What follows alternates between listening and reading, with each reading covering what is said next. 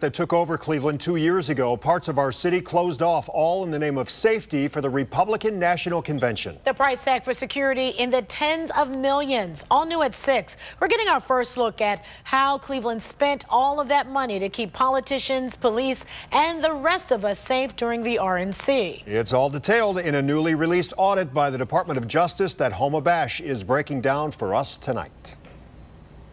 Well, guys, according to this report, the city of Cleveland actually spent that nearly $50 million given to them pretty wisely, coming in well under budget. And a lot of what was bought for that 1 week is still in use today.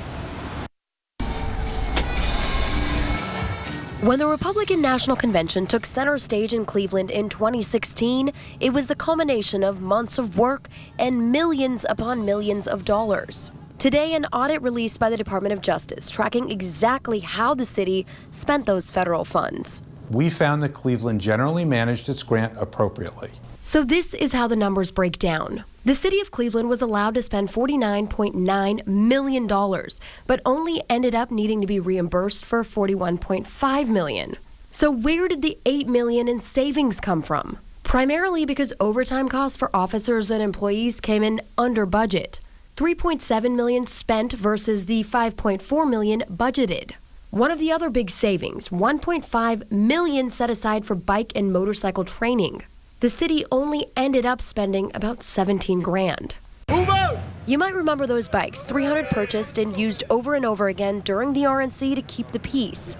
They've been used consistently ever since, CPD saying they've been useful for police work and even better for community relations.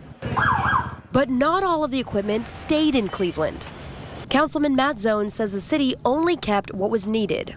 Much of the stuff that we bought, we sold off. Like we bought over 300 bikes. Well, we didn't need 300 bikes. We kept 150 of them. Cleveland police say other security items purchased with those federal funds, like riot gear and specialty vehicles called Gators, they're also still used during special events. We felt that overall that our police department is better equipped today, better trained today, and we were good stewards of taxpayers' dollars.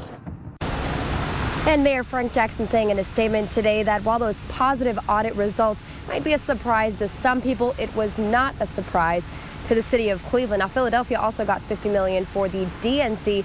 Their audit is underway. Live at City Hall, Homa Bash, News 5.